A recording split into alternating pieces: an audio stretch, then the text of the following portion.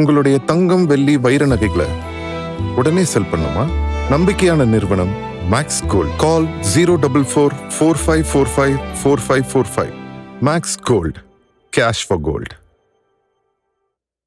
Thumbnail பார்த்துட்டு மட்டும் ஷாக்காயிராதீங்க. ஆனால் அதுதான் உண்மை. என்னன்னா, இப்போ எந்த கட்சி ஆட்சி அமைச்சாலும், இப்போ இந்த வீடியோ ஷூட் பண்ணிட்டு இருக்கிற 3 மணி நிலவரப்படி டிவிகேக்கு வந்து 100 சீட்டுக்கு மேலே லீடிங்கில் இருக்காங்க. ஸோ இழுபறியாக போயிட்டு இருக்கு, யாருக்கும் மெஜாரிட்டி இல்லை. அப்போ கூட்டணி அமைச்சு 118 மெஜாரிட்டி காமிக்கணும். இல்லை கூட்டணி அமைச்சு 115 மெஜாரிட்டி காமிச்சாலும் சரி, இல்லை தனியாகவே 118 மெஜாரிட்டி காமிச்சாலும் சரி, இப்படி எந்த கட்சி ஆட்சி அமைச்சாலும் உண்மை என்னன்னா, அந்த ஆட்சியை ஈஸியாக கலைக்க முடியும். அது எப்போல்லாம் நடக்கும், எப்படி நடக்கும் அப்படிங்கிறத ஒவ்வொன்றா சொல்கிறேன், பொறுமையாக கேளுங்க, சீக்கிரமாகவும் சொல்லிடுறேன். இப்போ சட்டமன்றத்தில் பங்கு பெற ஒவ்வொரு கட்சிக்குமே கொறடான்னு சொல்லி ஒருத்தர் இருப்பார். அப்படிதான் இப்போ டிவிகே வந்து சட்டமன்றத்துக்கு போகிறாங்க அப்படின்னா அந்த கட்சிக்குமே கொறடான்னு சொல்லி ஒருத்தரை நியமிப்பாங்க. அந்த கொறடாவோட வேலை என்னன்னா, சட்டமன்றத்தில் அந்த கட்சியோட எம்எல்ஏக்கள் உறுப்பினர்களை ஒழுங்குபடுத்துறது தான் அந்த கொறடாவோட வேலை. இப்போ உதாரணத்துக்கு வந்து ஆளுங்கட்சி ஒரு சட்ட மசோதா கொண்டு வராங்க அப்படின்னா, அந்த சட்ட மசோதா சம்பந்தமாக அந்த கட்சியோட நிலைப்பாடு என்ன அப்படிங்கிறத அந்த கட்சியோட எம்எல்ஏக்களுக்கு உறுப்பினர்களுக்கு வந்து அந்த கொறடா வந்து சொல்லுவார். அந்த கட்சியோட நிலைப்பாடுக்கு ஆதரவாக அந்த எம்எல்ஏக்களை வாக்களிக்க கொறடா சொல்லுவார். அதே மாதிரி சட்டமன்றம் கூடுறப்பெல்லாம் அந்த கட்சி எம்எல்ஏக்களை மறக்காமல் தவறாமல் பங்கேற்க சொல்லுவார். ஸோ இந்த மாதிரி சட்டமன்றத்தில் அந்த சம்மந்தப்பட்ட கட்சியோட எம்எல்ஏக்களை உறுப்பினர்களை ஒழுங்குபடுத்துகிற வேலையை தான் அந்த கட்சியோட கொறடா வந்து பண்ணுவார். இப்போ இந்த கொறடாவோட உத்தரவை மீறி சட்டமன்றத்தில் ஒரு மசோதாவுக்கு அந்த கட்சியோட நிலைப்பாடை மீறி அதுக்கு எதிராக அந்த கட்சியோட எம்எல்ஏக்கள் உறுப்பினர்கள் வாக்களிக்கிறாங்க அப்படின்னா, ஆன்டி டிஃபெக்ஷனில், அதாவது கட்சி தாவல் தடை சட்டப்படி அந்த கொறடா வந்து அந்த மாற்றி வாக்கு போட்ட உறுப்பினர் இருக்கிற எம்எல்ஏக்காரில் அவரை வந்து கட்சியை விட்டு நீக்க முடியும். சரி, ஜெயிச்சு சட்டமன்றத்துக்குள்ளே போகிறதெல்லாம் இருக்கட்டும், ஆனால் இப்போ ஜெயிக்கவே முடியலையே, மெஜாரிட்டி கிடைக்கலையே, இழுபறியாக போய்கிட்டு இருக்கே அப்படின்னா இதைத்தான் தொங்கு சட்டமன்றம், ஹங் அசம்பிளி அப்படின்னு சொல்லுவாங்க. இப்போ இந்த மாதிரி டைமில் கூட்டணி ஆட்சி தான் அமையும். இப்போ இந்த மாதிரி டைமில் எப்படி கூட்டணி ஆட்சி அமையும் அப்படின்னா, இந்த மாதிரி டைமில் இழுபறி டைமில் வந்து கவர்னர் என்ன பண்ணுவார்னா, யார் இருக்கிறதுலே அதிகமாக சீட்டு வின் பண்ணியிருக்காங்களோ அவங்கள கூப்பிட்டு வச்சு ஃபஸ்ட்டு மெஜாரிட்டியை நிரூபிக்க சொல்லுவார். 118 மெஜாரிட்டி நிரூபிங்க. அவர் மற்ற கட்சி யார் அதிகமாக வின் பண்ணியிருக்காங்களோ அவங்க கூட கூட்டணி பேச்சுவார்த்தை நடத்துவார். அப்படி அவரால் மெஜாரிட்டி நிரூபிக்க முடியலனா, அவருக்கு அப்புறம் யார் ரெண்டாவது அதிகமாக சீட் வின் பண்ணியிருக்காங்களோ அவரை கவர்னர் கூப்பிட்டு மெஜாரிட்டியை நிரூபிக்க சொல்லுவார். அவரும் முயற்சி பண்ணுவார். ஒருவேளை மெஜாரிட்டி அவராலையும் நிரூபிக்க முடியல அப்படின்னா, யாராலையும் மெஜாரிட்டி நிரூபிக்க முடியலன்னு சொல்லி ஆர்டிகல் 356 படி பிரசிடென்ட் ரூல் வந்துடும். அதுபடி கவர்னர் வந்து இங்கே வந்து ஆட்சியை கலைக்கிறதுக்கு வாய்ப்பு இருக்குது. ரீஎலெக்ஷன் நடத்துறதுக்கும் நிறையவே வாய்ப்பு இருக்குது. ஆனால் பெரும்பாலும் தமிழ்நாட்டில் இப்படி நடக்கிறதுக்கு இப்போ வாய்ப்பு இல்லை. ஏன் அப்படின்னா, யாருடையாவது கூட்டணி சேர்ந்து 118 மெஜாரிட்டி காமிச்சு ஆட்சி அமைச்சிருவாங்க. இப்படி தான் 2013 டெல்லி எலெக்ஷன்லையும் 2018 கர்நாடகா எலெக்ஷன்லையும் நடந்துச்சு. 2013 டெல்லி எலெக்ஷனில் என்ன நடந்துச்சு அப்படின்னா, அங்கே மொத்தமாக இருந்த 70 சீட்டில் யாருக்குமே வந்து மெஜாரிட்டி கிடைக்கல. அப்போ ஆம் ஆத்மிக்கு காங்கிரஸ் வெளியிருந்து சப்போர்ட் பண்ணுறோம் அப்படின்னு சொல்லவும் ஆம் ஆத்மிக்கு வந்து மெஜாரிட்டி 36 சீட் கிடச்சிது. அவங்க ஆட்சி அமைச்சாங்க. அதுக்கப்புறம் கலைச்சிட்டாங்க. திருப்பி எலெக்ஷன் வச்சு ஜெயிச்சும் வந்தாங்க. அது வேறு விஷயம். ஆனால் எப்படி ஆட்சி அமைச்சாலும் சரி, அந்த ஆட்சி பண்ணுற அந்த 5 வருஷத்தில் எதிர்க்கட்சிகள் வந்து அந்த கவர்மெண்ட் மேலே நம்பிக்கையில்லா தீர்மானம் கொண்டு வந்தாங்க அப்படின்னா, அவங்க அந்த டைமும் 118 மெஜாரிட்டி உறுப்பினர்கள் வந்து மெஜாரிட்டி காட்டணும். அப்படி காட்டும் தவிர பட்சத்தில் அவங்களோட ஆட்சி கலைக்கப்படும். 5 வருஷம் முழுசாக நீடிக்க முடியாது. இப்படி தான் 1976 எமர்ஜென்சி பீரியட் அப்போ இருந்த மத்திய அரசு வந்து கருணாநிதி அவர்கள் ஆட்சியை வந்து கலைச்சாங்க.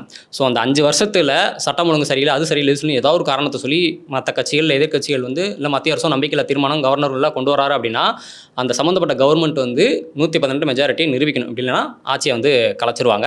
ஸோ இதுதான் அசம்பிளி ரூல்ஸ். இதை நீங்கள் தெரிஞ்சுக்கணும் அப்படிங்கிறதுக்காக சொல்கிறேன். இப்போ எம்எல்ஏக்கள் வச்சிருக்கிற ஒரு கட்சிக்கு எப்பெல்லாம் பிரச்சனை வரும் அப்படின்னா, 1985 கொண்டு வரப்பட்ட 52வது அரசமைப்பு சட்ட திருத்தப்படி அரசமைப்பு சட்டம் 10வது அட்டவணையில் ஆன்டி டிஃபெக்ஷன், அதாவது கட்சி தாவல் தடை சட்டம்னு சொல்லி ஒரு சட்டம் இருக்குது. இந்த சட்டம் வந்து எம்எல்ஏக்களுக்கும் பொருந்தும், எம்பிக்களுக்கும் பொருந்தும். இந்த கட்சி தாவல் தடை சட்டப்படி ஒரு எம்எல்ஏ வந்து தானாகவே பதவியை ராஜினாமா பண்ணாலோ, இல்லை அந்த கட்சியோட கொறடா இல்லை கூட்டணி கட்சியோட கொறடா உத்தரவு மீறி சட்டமன்றத்தில் செயல்பட்டாலோ, இல்லை வேறு கட்சிக்கு தாவினாலோ, அப்போல்லாம் அந்த கட்சி வந்து அந்த உறுப்பினர் எம்எல்ஏ வந்து தகுதி நீக்கம் பண்ணலாம். அதே நேரத்தில் ஒரு கட்சியோட உறுப்பினர்கள் எம்எல்ஏக்கள் 3ல் 2 பங்கு உறுப்பினர்கள் வந்து ஒரு கட்சியிலேருந்து இன்னொரு கட்சிக்கு போகிறாங்கன்னா அது வந்து கட்சி தாவல் தடை தகுதி நீக்கம் பண்ண முடியாது. இப்போ உதாரணத்துக்கு டிவிகேக்கு 100 சீட்டுக்கு மேலே லீடிங்கில் போய்கிட்டு இருக்கு. காங்கிரஸ் வந்து ஒரு 9 எம்எல்ஏக்கள் ஜெயிக்கிறாங்க அப்படின்னா 3ல் 2 பங்கு வந்து 6 பேர். அப்போ 6 பேர் டிவிகேக்கு போயிட்டாங்க அப்படின்னா அந்த கட்சி வந்து அந்த எம்எல்ஏக்களை வந்து டிஸ்மிஸ் பண்ண முடியாது, டிஸ்குவாலிஃபை பண்ண முடியாது. அதுவே 6க்கு இங்கே 5 பேர் போகிறாங்க, 4 பேர் போகிறாங்க, ஒருத்தர் போகிறாங்க அப்படின்னா அப்போ வந்து டிஸ்குவாலிஃபை பண்ணலாம், அவங்கள எம்எல்ஏ வந்து தகுதி நீக்கம் செய்யலாம். இப்படி தான் இப்போ ரீசெண்டாக டெல்லியில் ஆம் ஆத்மி கட்சியோட எம்பி ராகவ் சத்தா அவர்கள் வந்து அந்த கட்சியோட மொத்தம் 9 எம்பிக்கள் இருந்திருக்காங்க. அதில் 7 பேரை கூப்பிட்டு போய் பிஜேபியில் சேர்ந்துட்டாரு. ஸோ 3ல் 2 பங்கு எம்பிக்கள் போய் சேர்ந்ததுனால அது வந்து கட்சி தாவல் தடை சட்டத்துக்கு கீழே வராது. இதே தான் கூட்டணி இருக்கிற கட்சிகளுக்கும் பொருந்தும். இப்போ உதாரணத்துக்கு டிஎம்கே அலையன்ஸ் இருக்காங்க, ஏடிஎம்கே அலையன்ஸ் இருக்காங்க. இப்போ டிஎம்கேலேருந்து ஒரு ஜெயிச்ச எம்எல்ஏ வேட்பாளர் வந்து டிவிகேக்கு போனாலும் அதை வந்து அவங்க வந்து டிஸ்குவாலிஃபை பண்ணலாம். அதே மாதிரி காங்கிரஸ் வந்து கூட்டணியில் தான் இருக்காங்க. அப்போ அவங்க போய்க்கலாம்ல அப்படின்னா அதுவும் கிடையாது. அதுவும் வந்து கட்சி தாவல் தான் வரும். அதே மாதிரி ஏடிஎம்கே அலையன்ஸ்ல இருந்தும் ஏடிஎம்கே வேட்பாளரோ இல்லை ஏடிஎம்கே கூட்டணி கட்சியில் ஜெயிச்ச வேட்பாளரோ டிவிகேக்கு போனாலும் இல்லை மற்ற கட்சிக்கு போனாலும் அதுவும் வந்து கட்சி தாவல் தான் வரும். ஆனால் இந்த மாதிரி டைமில் ஒரு கன்ஃபியூஷன்ஸ் வருது. என்ன அப்படின்னா, இப்போ புது கவர்மெண்ட் ஜெயிச்சு அதுக்கப்புறம் அந்த பதவியேற்ற எம்எல்ஏ வந்து வேற கட்சிக்கு போனார் அப்படின்னா அந்த கட்சியோட கொறடா இல்லை சபாநாயகர் வந்து முடிவு பண்ணுவார் இவர் வந்து தகுதி நீக்கம் பண்ணலாமா வேணாமா அப்படின்னு சொல்லி கட்சி தாவல் தர சட்டப்படி. ஆனால் இப்போ கவர்மெண்ட்டும் இல்லை சபாநாயகரும் இல்லை. இப்போ இந்த டைமில் அடுத்து பதவி வைக்கிறதுக்குள்ள ஜெயிச்ச எம்எல்ஏக்கள் வேட்பாளர்கள் வந்து வேற கட்சிக்கு போனாங்க அப்படின்னா அவங்க எப்படி பதவி நீக்கம் பண்ணுவாங்க? அதோட ப்ராசஸ் என்ன? யார் ஏற்கனவே இருந்த சபாநாயகர் பண்ணுவாரா இல்லை அந்த கட்சி வந்து அந்த கட்சியோட தலைமை வந்து கவர்னர்கிட்ட போய் கொடுப்பாங்களா? யார் பதவி நீக்கம் பண்ணுவாங்க? எப்படி பதவி நீக்கம் பண்ணுவாங்க? தகுதி நீக்கம் பண்ணுவாங்க?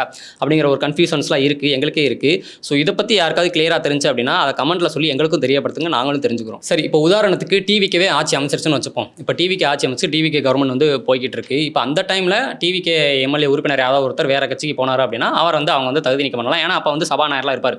அப்படி தகுதி நீக்கம் பண்ணணும்னா அந்த கட்சியோட கொறடா இல்லை அந்த கட்சி தலைமை வந்து சபாநாயகர்கிட்ட தீர்மானம் கொடுக்கணும்.